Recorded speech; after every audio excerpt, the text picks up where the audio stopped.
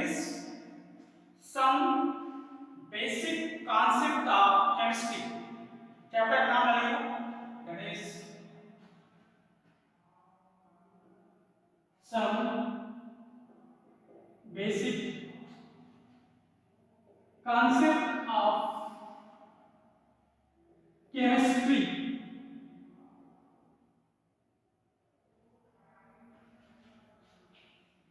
इसमें दो चीजें हैं, बेसिक कॉन्सेप्ट किसका, केमिस्ट्री का। First of all what is the chemistry, बताओ what is the chemistry.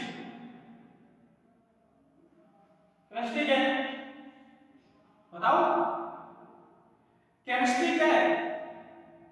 Chemistry actually में एक साइंस की ब्रांच है, that is branch of science, branch of science, जिसमें हम तीन चीज की स्टडी करते हैं। कौन कौन, first structure, second composition, third that is properties. तीन चीज स्टडी करते हैं, structure, composition, property of what, किसकी, प्रॉपर्टी ऑफ मैटर या सबस्टेंस। किसी भी सबस्टेंस का स्ट्रक्चर, कंपोजिशन और प्रॉपर्टी तीनों चीज की स्टडी साइंस के जिस ब्रांच के अंदर करते हैं उसे क्या बोलते हैं, केमिस्ट्री। तो लिखो डेफिनेशन, लिखो डेफिनेशन लिखना, chemistry is the branch of science which deals with structure, composition and property of matter, property of matter or substance। देखो इस दुनिया में, इस यूनिवर्स में आप जो कुछ भी देख रहे हो, जो चीजें आपको पता है, वो सारी चीजें दो फॉर्म में एग्जिस्ट करती है,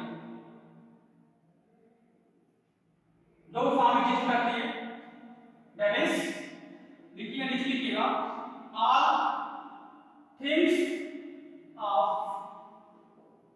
universe, all things of universe exist in two form। या हम क्या कह सकते हैं, all the things of universe is divided into two form।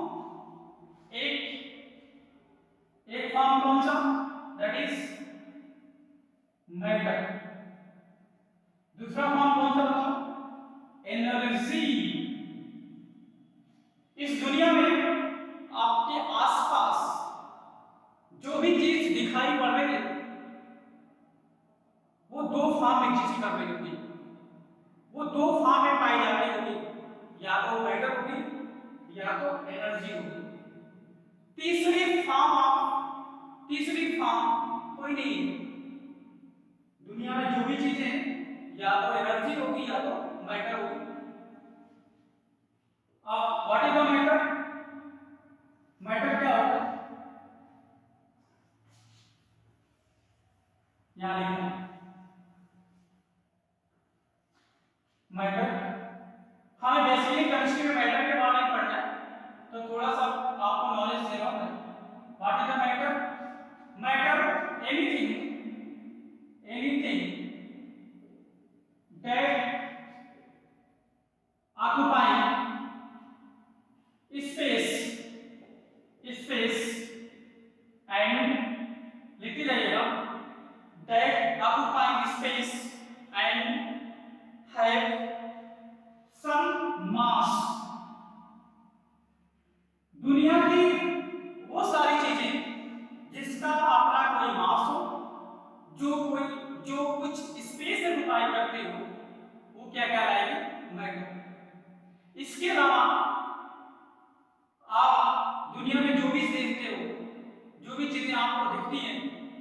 जिसका अपना कोई मास ना हो, जिसका कोई अपना वैल्यू ना हो, वो क्या कहलाएंगे? एनर्जी। इन दोनों के अलावा आप दुनिया में और कोई तीसरी चीज नहीं पाओगे। अगर कोई दुनिया में कोई चीज है, या तो मैटर होगी या तो एनर्जी होगी। और अगर कोई मैटर होगा तो उसका अपना कोई मास होगा और कोई वो कुछ स्पेस है वो नहीं होगा। लेकिन अगर कोई ऐसी चीज हो जिसका ना कोई मास हो और ना ही स्पेस हो, ऑक्युपाई कर रहा हो, इसे बोलते हैं क्या? एनर्जी। क्या बोलते हैं? एनर्जी।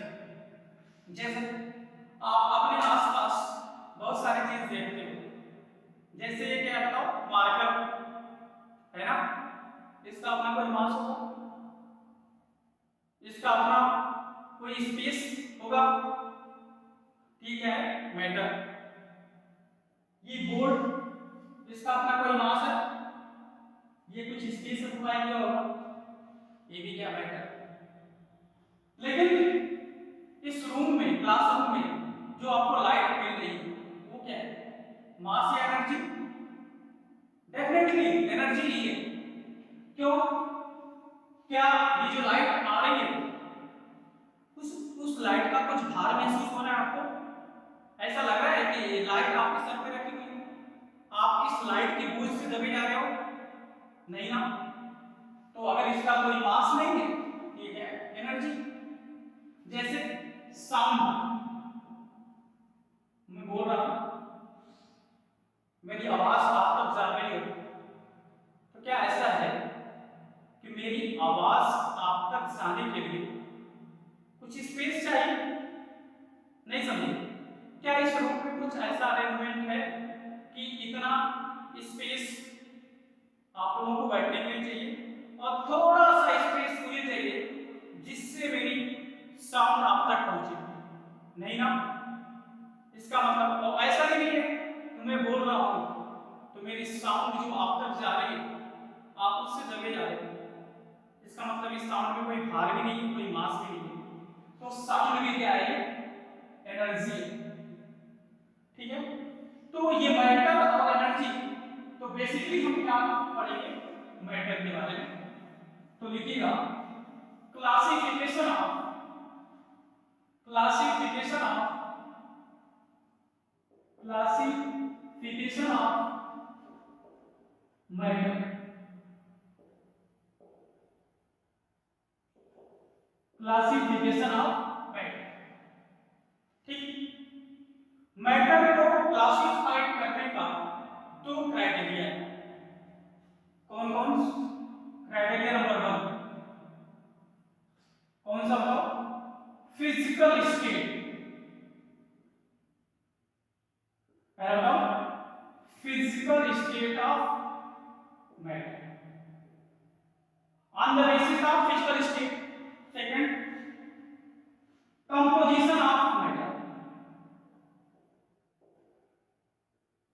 मैटर को क्लासिफाई किया गया पहला on the basis of physical state of matter और second on the basis of composition of matter. ये जो फिजिकल स्टेट ऑफ मैटर है, इसके बेसिस पर मैटर की 5 स्टेट होती है। कितनी स्टेट होती है? 5 स्टेट। लिखिएगा on the basis of physical state of on the basis of physical states there will be 5 type of matter। कितने टाइप? 5 टाइप। कौन कौन? सॉलिड, दूसरा लिक्विड, तीसरा बताओ गैस, चौथा प्लाज्मा। नीचे लिखा है? नहीं लिखा है। पांचवा स्टेट क्या लिखा? दैट इज यही लिखा है, यहां लिखा बोस आइंस्टाइन। कौन बताओ? बोस आइंस्टाइन। फिजिकल स्टेट के बेसिस पर मैटर की 5 कैटेगरीज हैं। कौन कौन? Solid, liquid, gas, plasma and boss, Einstein. ये जो तीनों स्टेट हैं, कौन कौन से? Solid, liquid, gas, this can exist at normal condition.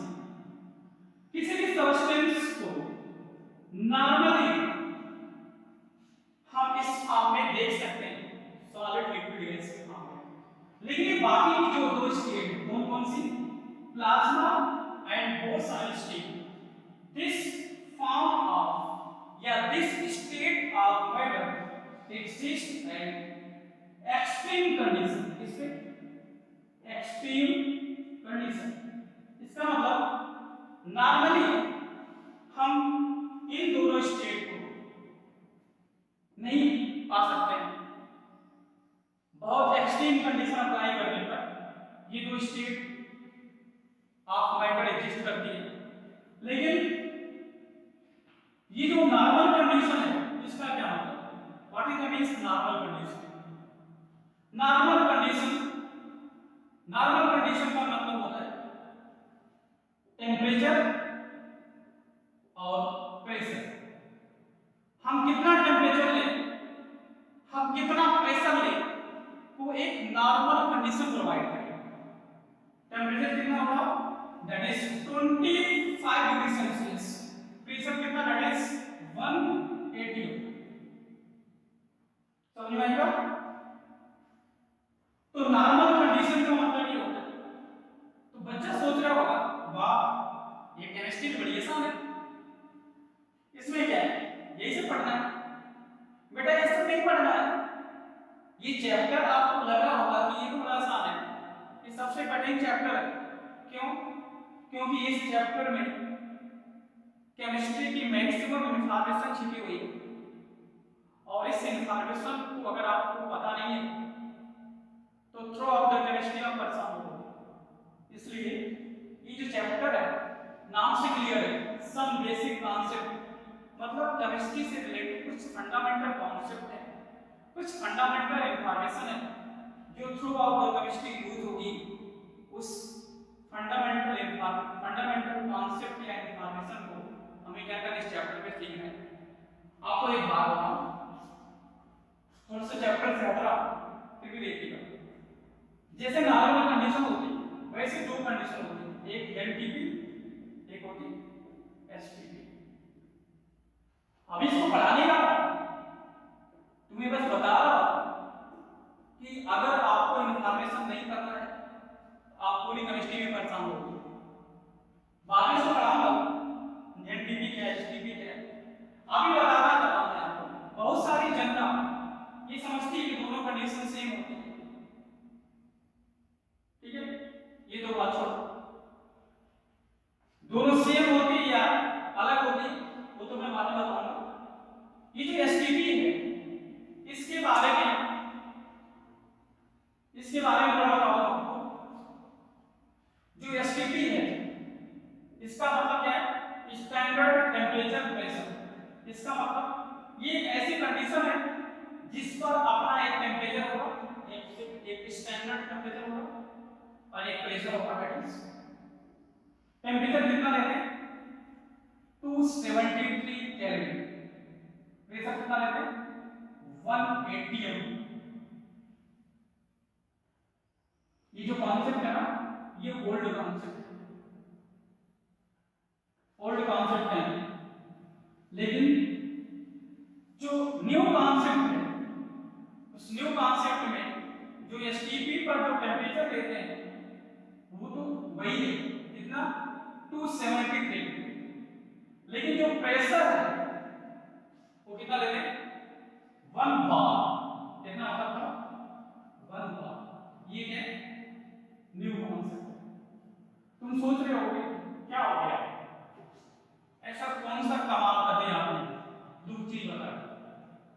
इसलिए बता रहा कि इस ओल्ड कॉन्सेप्ट से समझना ध्यान से, अगर आपके पास कोई 1 मोल गैस हो, 1 मोल गैस, और इस 1 मोल गैस का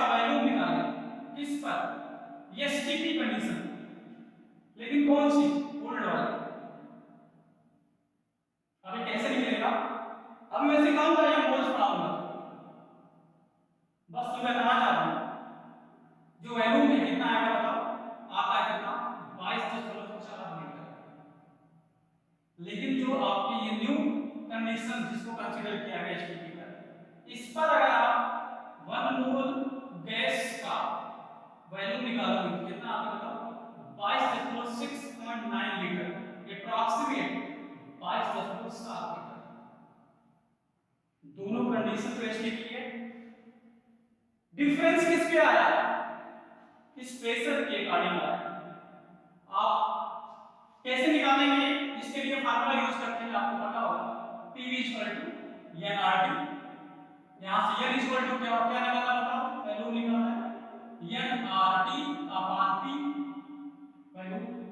ओल्ड कॉन्सेप्ट से इसको 180 में इसको 1 मोल निकालो, सब कुछ रखोगे कितना आएगा? 22.4। न्यू कॉन्सेप्ट से इसी में ये रखा 1 मोल R T P रख दिया 1 बार जो आएगा कितना?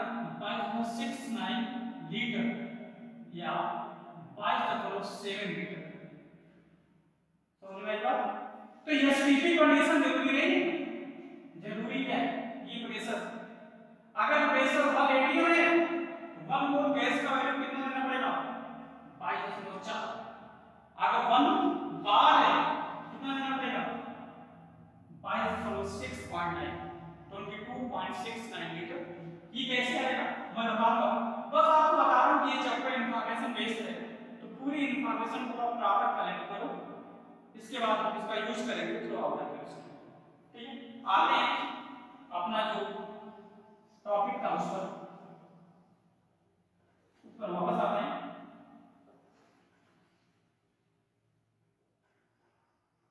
ठीक है, ये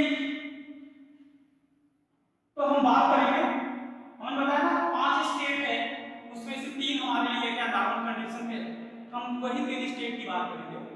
तो तीनों स्टेट दैट इज एक सॉलिड, एक लिक्विड और तीसरी कौन सी बताओ? गैस। आप बचपन से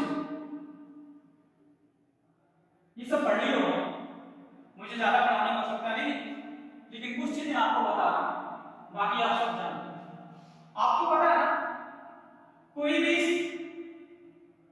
भी मैटर है, मैटर हमने बताया ना उसका अपना कोई मास होगा और वो क्या करेगा? स्पेस ऑक्युपाई करेगा। अगर वो मास है तो उस को बोलेंगे फंडामेंटल पार्टिकल्स। क्या बोलेंगे? Fundamental particles. जो मास है वो मास वाली चीज क्या करेगी? एक फंडामेंटल पार्टिकल्स। और केमिस्ट्री में पार्टिकल्स को रिप्रेजेंट करने का तरीका कैसा है? एक हम क्या स्फेरिकल, एक स्फीयर कंसीडर करते हैं, स्फीयर को कंसीडर किया जाता है एज अ पार्टिकल्स। तो अगर सॉलिड, लिक्विड, ये गैस तीनों किसके टाइप से बताओ? मैटर के। तो सॉलिड का भी अपना एक फंडामेंटल पार्टिकल्स होगा, लिक्विड का भी होगा, गैस का होगा। तो सॉलिड, अगर हमारे पास कोई सॉलिड है, उस सॉलिड के अंदर मान लो हमारे पास एक सॉलिड है, ये सॉलिड, इस सॉलिड में जो पार्टिकल्स हैं जिसे आप फंडामेंटल पार्टिकल्स बोल रहे हैं, वो पार्टिकल्स क्या होते हैं? टाइटली पैक्ड होते हैं, जस्ट लाइक टाइटली पैक्ड होते हैं। ठीक है, जबकि लिक्विड में, अगर कोई लिक्विड है, इस लिक्विड के अंदर जो भी पार्टिकल्स होंगे वो कैसे होते हैं? लूजली पैक्ड होते हैं। आपको दिख रहा होगा ये लूजली पैक्ड होते हैं। और गैस के अंदर, इसके अंदर जो पार्टिकल्स हैं वो क्या होगा? फ्रीली मूव करते हैं। क्या करते हैं? वो फ्री होते हैं, कहीं भी मूव कर सकते हैं। पहला पार्ट लिखने का, tightly packed particles, tightly packed particles.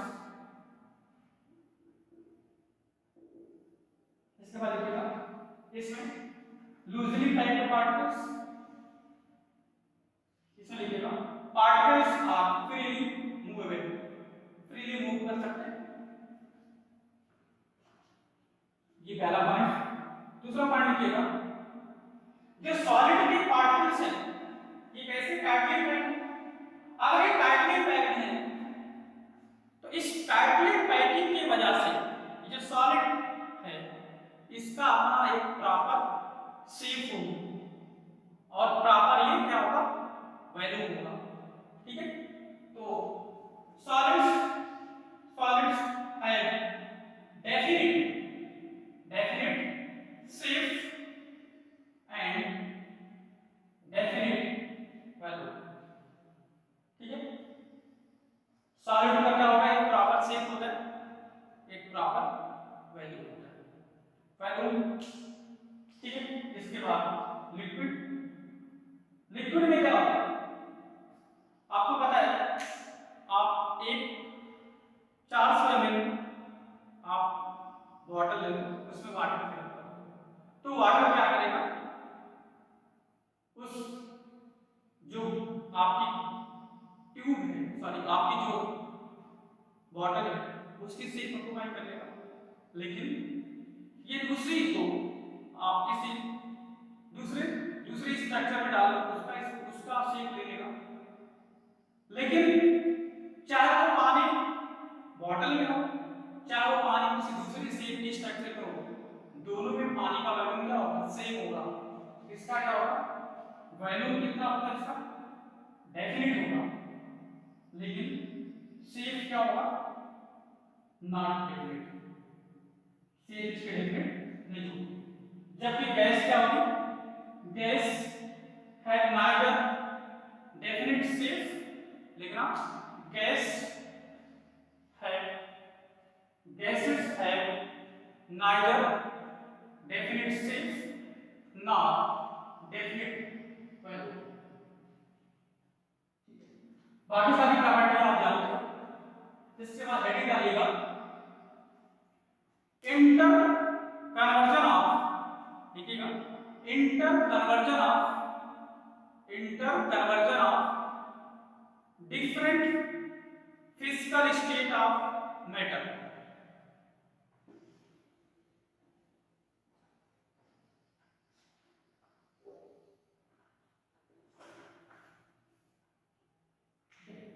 आपको पता है मैटर के तीन फिजिकल स्टेट होते हैं, सॉलिड को हम कन्वर्ट कर सकते हैं किसमें लिक्विड में, लिक्विड से किसमें गैस। ये तीनों स्टेट हैं तीनों आपस में क्या है इंटर कन्वर्टेबल है। सॉलिड को हम लिक्विड में कन्वर्ट करते हैं, लिक्विड को किसमें गैस।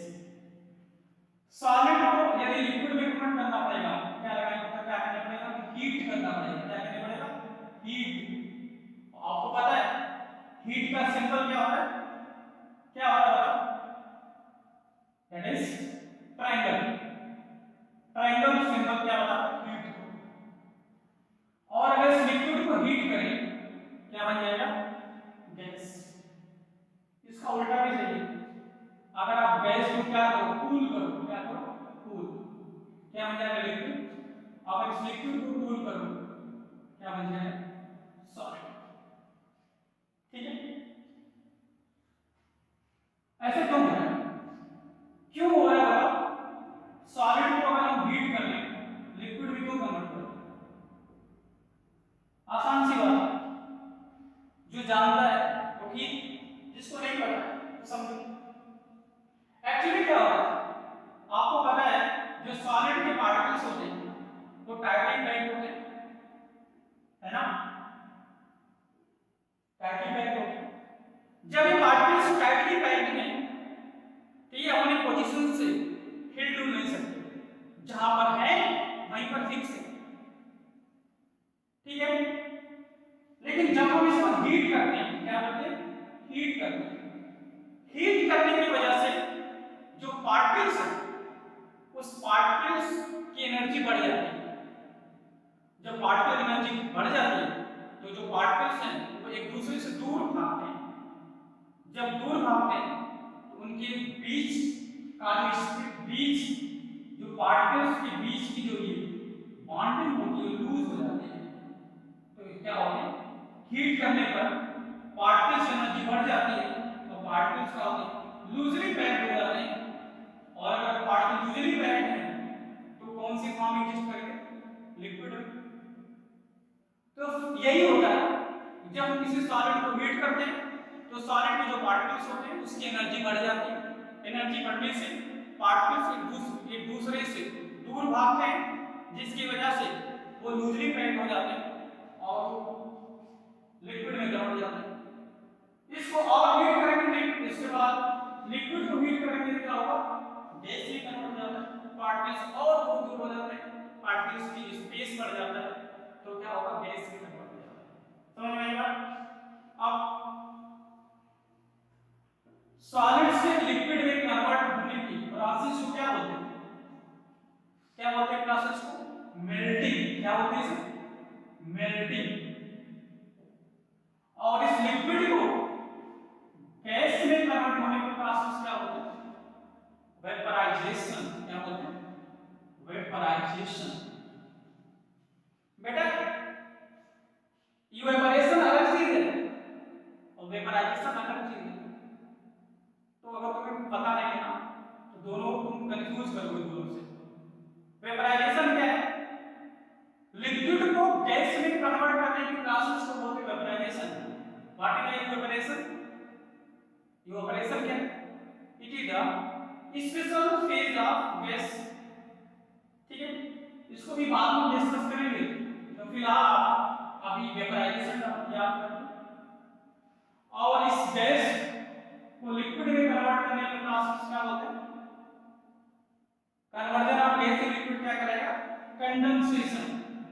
क्या करेगा, कंडेंसेशन। और इस लिक्विड को सॉलिड में कन्वर्ट होने के प्रोसेस को क्या बोलेंगे, बोलो क्या बोलेंगे इसे, दैट इज फ्रीजिंग। क्या बोलेंगे इसे, फ्रीजिंग। आपने देखा कि हम टेम्परेचर के वेरिएशन से मैटर की एक स्टेट से दूसरे स्टेट में कन्वर्जन कर ले रहा है।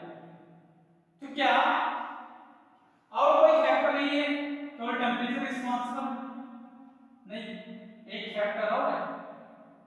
अगर हम स्टेट कन्वर्जन कर रहा है, दो फैक्टर है, टेम्परेचर और एक फैक्टर है प्रेशर। किसी गैस को लिक्विड में अगर कन्वर्ट करना है, हमें कूलिंग तो करना पड़ेगा, उसके साथ साथ प्रेशर भी अप्लाई करना पड़ेगा, तभी जाके वो गैस लिक्विड में कन्वर्ट होगी। जैसे आपके घर में किचन में जो खाना बनाने के लिए सिलेंडर यूज होता है, उसमें कौन सी गैस होती है, हाँ क्या, हाँ एलपीजी। क्या नाम उसका, एलपीजी। क्या नाम है इसका, that is liquefied petroleum gas. क्या फुल फॉर्म है, लिक्विफाइड पेट्रोलियम गैस। उस सिलेंडर के अंदर जो गैस होती है वो गैस किस फॉर्म में होती है, लिक्विफाइड फॉर्म में होती है। क्या होता है, उसमें जो गैस के मॉलिक्यूल्स होते हैं वो किस फॉर्म में होते हैं, लिक्विड स्टेट में होते हैं। कैसे होता है, जो गैस है उस गैस मॉलिक्यूल पर हम एक्सट्रीम प्रेशर अप्लाई करते हैं, उससे होता है, आपको पता है, इधर देखो, आपको पता है जो गैस के मॉलिक्यूल्स होते हैं वो फ्रीली मूवेबल है, मॉलिक्यूल्स बहुत दूर दूर बिखरे हुए हैं। इसको कन्वर्ट करना है किसी मतलब लिक्विड में। अगर लिक्विड में कन्वर्ट करना है, मॉलिक्यूल्स क्या होना चाहिए, पास पास होना चाहिए। अगर इस मॉलिक्यूल्स को, इस गैस मॉलिक्यूल को पास लाना है तो प्रेशर क्या करना पड़ेगा, बढ़ाना पड़ेगा। और प्रेशर इतना हाई करना पड़ेगा इस गैस मॉलिक्यूल पर कि इस गैस के मॉलिक्यूल्स जो है, इस गैस के जो पार्टिकल्स हैं इतने पास पास आ जाए कि वो लिक्विड फॉर्म में कन्वर्ट हो जाए। हाई प्रेशर को अप्लाई करते हैं। किसी भी गैस को लिक्विड में कन्वर्ट करने के लिए हमें एक्सट्रीम प्रेशर अप्लाई करना पड़ेगा। अब और उस एक्सट्रीम प्रेशर पर गैस मालिक्यूल को जबरदस्ती एक दूसरे के पास लाया जाता है, और जब मालिक्यूल एक लिमिट से ज्यादा पास में आ जाते हैं तो अपना नेचर चेंज हो जाता है उनका, वो गैस से कन्वर्ट होकर इसमें लिक्विड फॉर्म में कन्वर्ट हो जाते हैं। और इसी लिक्विड फॉर्म में इस गैस मालिक्यूल को सिलेंडर के अंदर क्या करते हैं, फिल कर देते हैं, और यही गैस मालिक्यूल लिक्विड फॉर्म में सिलेंडर में फिलअप रहता है, और इसी को बोलते हैं एलपीजी। ठीक है, समझ में आया? अच्छा ये बताओ, जब इस सिलेंडर के अंदर, सुना मेरी बात, जब इस सिलेंडर के अंदर गैस के मालिक्यूल लिक्विड फॉर्म में, ठीक, जब हम सिलेंडर को ओपन करते हैं तो उससे जो गैस के मालिक्यूल बाहर आते हैं, उसके मालिक्यूल जो यहाँ जो निकलती है वो गैस फॉर्म में क्यों आते हैं? कभी सोचा है क्यों आते हैं? क्योंकि यहाँ पे हाई प्रेशर है, और जैसे आप सिलेंडर का कैप खोलते हो, ये लिक्विड मालिक्यूल जो यहाँ पे लिक्विड फॉर्म में जैसे बाहर आते हैं, बाहर का प्रेशर कम है, और फिर उनके बीच जो आपने जबरदस्ती प्रेशर लगाया था जिसकी वजह से पास थी वो दूर हो जाते हैं, और फ्री लोअर प्रेशर मतलब ये प्रेशर लो हो जाता है, और ये मालिक्यूल यूज करते हैं इसमें गैस फॉर्म। लेकिन ये जो गैस मालिक्यूल यहाँ से निकलते हैं ना, तुरंत वो गैस फॉर्म में नहीं निकलते, एकदम से वो गैस फॉर्म में कन्वर्ट नहीं हो जाते, कुछ लिक्विड वहां से निकलते ना, थोड़ा सा लिक्विड फॉर्म में निकलते हैं। आप इसको आप देख सकते हो, सिलेंडर खोल के देखना, थोड़ा लिक्विड फाइल आपको हाथ पे गीला गीला लगेगा। ठीक है,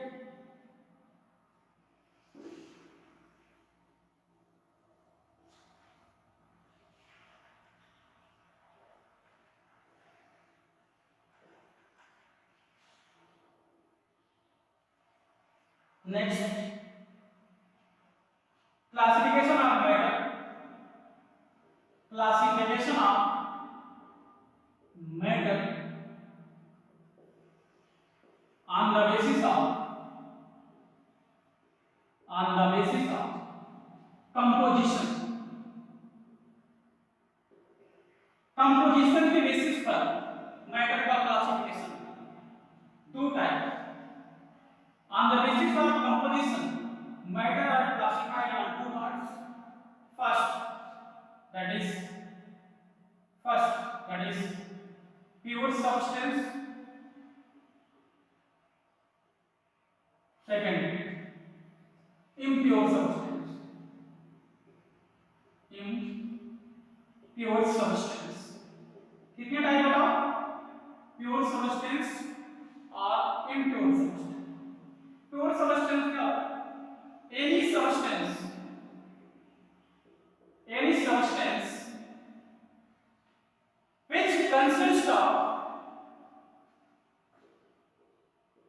which consists of one kind of fundamental particles।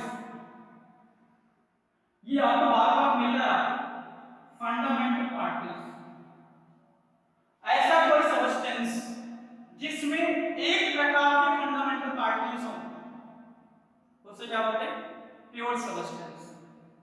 हमने एक प्रकार का बोला है, वन टाइप बोला है, एक नहीं बोला है, वन टाइप। इसका मतलब क्या है? प्योर सबस्टेंस के अंदर बहुत सारे पार्टिकल्स हो सकते हैं, बहुत सारे पार्टिकल्स होते हैं, लेकिन जरूरी बात क्या है?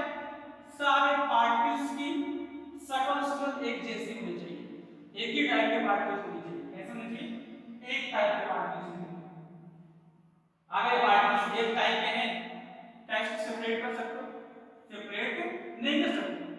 So pure substance, the pure substance, या हम कह सकते हैं fundamental particles of pure substance could not be separated by any physical matter।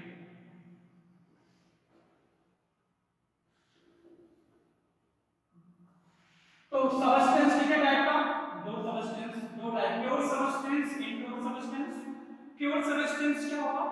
जो एक प्रकार के या एक ही टाइप का पार्टिकल से बना उसे बोलते हैं प्योर सब्सटेंस। इम्प्योर सब्सटेंस क्या होता है? जो एक से ज्यादा टाइप का पार्टिकल से बना हो उसे क्या बोलते हैं? Impure substance. तो क्या होता है? इम्प्योर सब्सटेंस लिखा। Impure substance consist of more than one type of particles. Chemistry basically study of pure substance. Chemistry हमारी हम बेसिकली किसकी स्टडी करते हैं? प्योर सब्सटेंस की।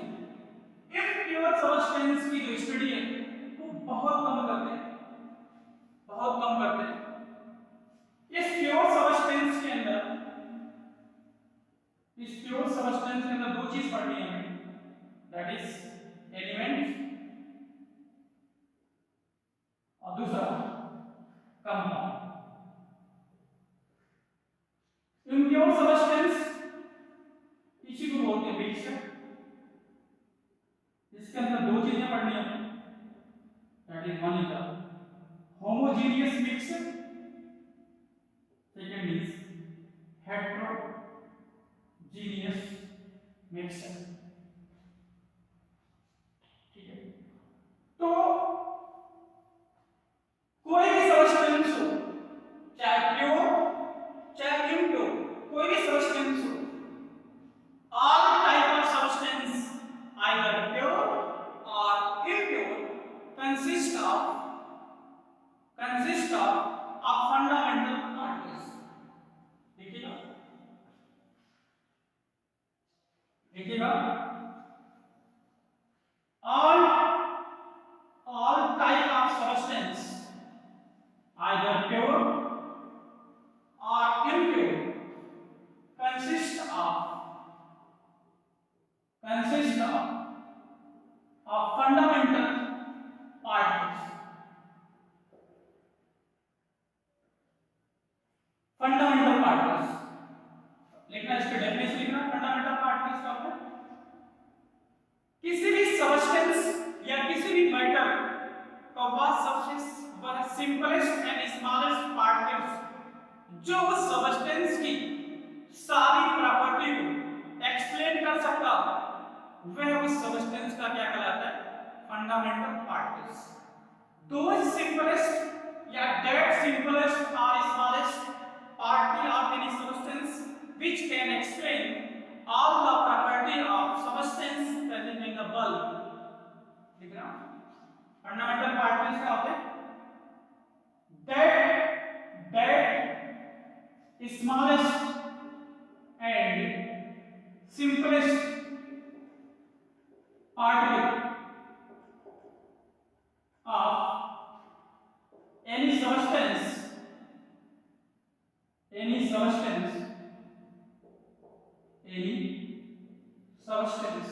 which explain every property